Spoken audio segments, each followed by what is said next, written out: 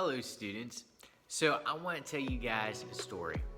Whenever I was a wee little laddie back in third grade, I was making this transition from my elementary school, which was a public school, to the Christian school.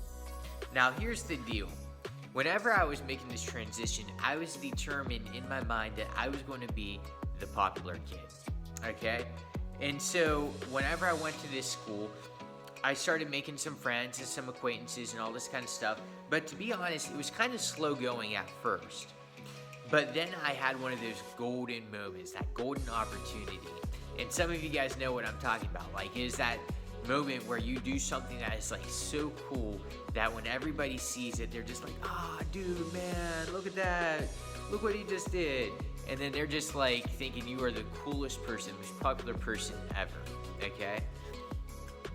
So we were at this field trip and we go down to this playground and there was this big jungle gym. It was in this dome shape and we called it the dome. I know, creative, right? Or the cage. And this was going to be like our fight match. So I remember there was me and then there was this other kid, Matthew. Now Matthew was the tough guy. He was the strong guy. He was the one who always watched WWE and he did wrestling and all this kind of stuff. And then there was me. Now I'm the new guy, but I typically held my own whenever I was wrestling and stuff like that. I had a little bit of experience. I did some wrestling in my past when I was in elementary and everything. And so it was kind of like the matchup of the century, the matchup of the year for us at third grade and everything. So me and Matthew, we enter into this dome area. We're in the sand pit, and some of the other kids, they climbed up on top of the cage area and they're watching down, and some of the others are like around the edges, and like it's like set, And so I'm thinking in my mind, this is my moment. This is my chance. Like, I take down Matthew and now I'm like the strong guy. Now I'm like instantly a popular person. So me and Matthew, we like hit it head on and everything. Matthew, he comes at me, he grabs me around the waist, and I remember I'm like partway bent over, can't really straighten up, and I'm trying to think like, how am I going to do this? How am I going to beat this kid? How can I get out of this? And then I see his leg is like right in front of me, and then I'm like, I got this. So I just grabbed his leg, picked it up, put him off balance and everything. I just leaned right into him, and I just fell on him, right on my shoulder, just right into the sand. Match is over, and I'm the victor. Okay? My moment of glory, and all the kids are cheering, and it was like fantastic. So here's the deal. Why am I telling you guys this story? Well, the thing is that oftentimes we determine our self-worth based on what other people think. In the example of my story, I was wanting to be popular. I wanted people to like me because I wanted to feel good about myself. And the way that I was going to get that was by making an identity for myself. I wanted people to think about me in a certain way, to think that I was cool because of something. And for me, if I could beat Matthew, that would make people think that I was super strong and like good at fighting and just like really cool because of that. So that's how I was getting my sense of worth then. That's how I was developing my sense of identity with my peers. But the thing is that, different individuals think about this in different ways. Some people aren't necessarily strong, so they don't really make that their identity, and they don't find their sense of value through that, but maybe they are funny. Maybe they can make people laugh. And so that becomes the thing that they hook themselves onto.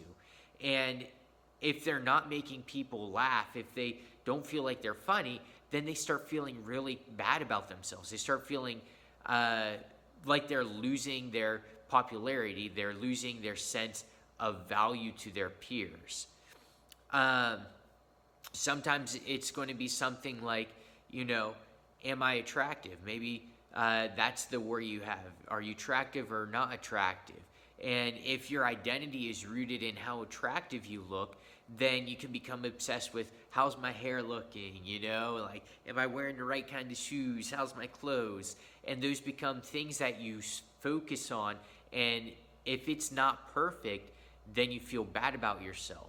You don't feel like you have the value that you ought to, because it's tied up in whether you have good sneakers or not.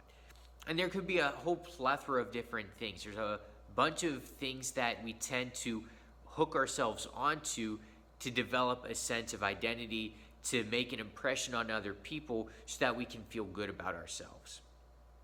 So, is this how we should be developing our sense of worth, though?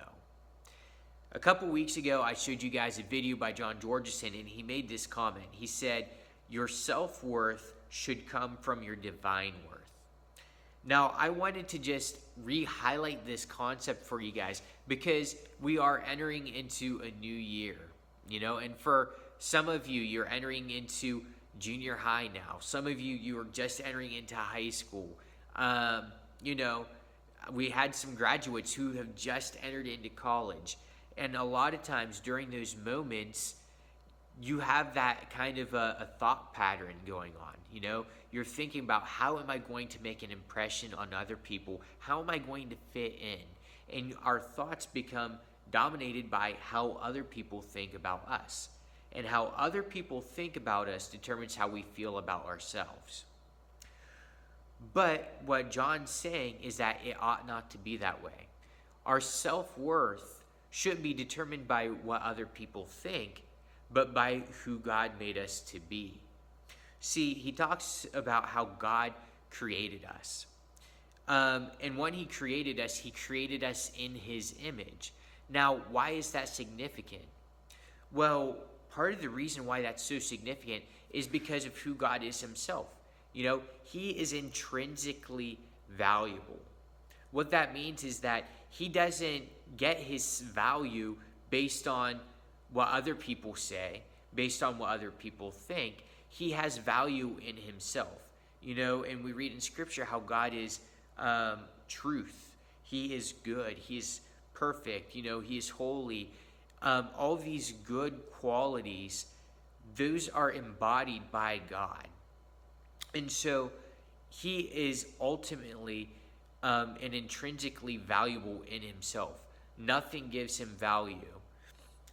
So if that's who he is, if he is the source of value, so to say, nothing else in the world trumps him and how valuable he is, how great he is, then what does that mean when he created us in his image? Well, what that means is that he gave us value.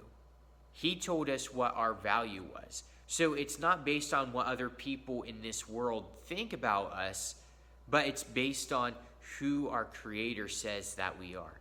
He says that we are valuable to him, and since we are valuable to him and he is so great, that means that we have an intrinsic sense of value in ourselves, a value that can't be taken away based on what other people think or what other people say, but it's a value rooted in who God is himself.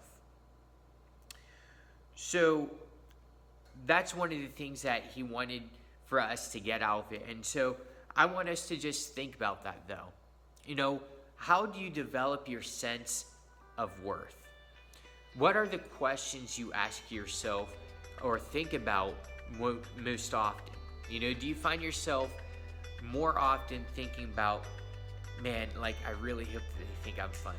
Or, man, like, I really hope that this guy likes me or this girl likes me. Or, man, I really hope that I ace this test.